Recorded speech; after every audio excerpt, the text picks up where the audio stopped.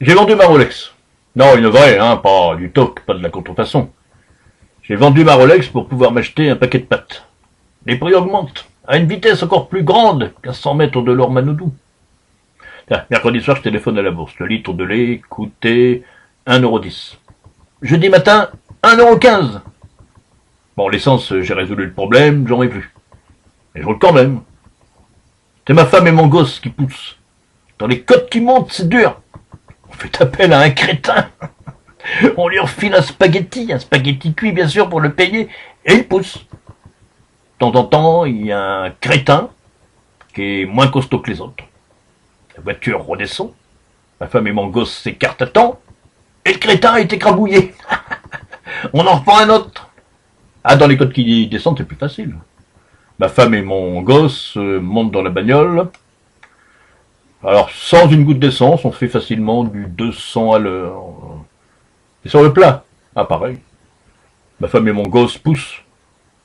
L'autre jour, on s'est fait flasher. On roulait à près de 5 à l'heure.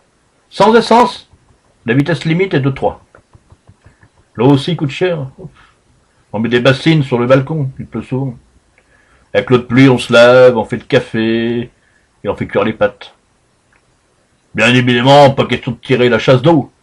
Enfin, on la tire une fois par mois, quand c'est plus tenable, et nos pinces à linge sont plus assez efficaces. On se lave plus du tout, alors, dans un bassin.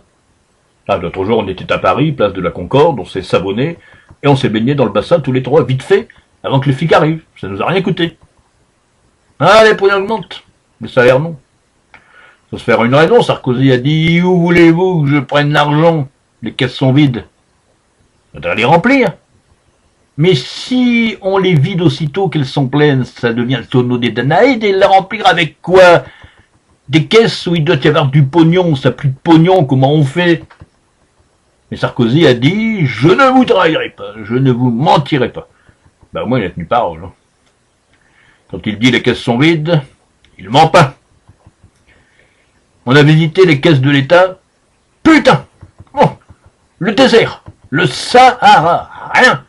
Pas un copec, pas une miette d'euro. Fascinant.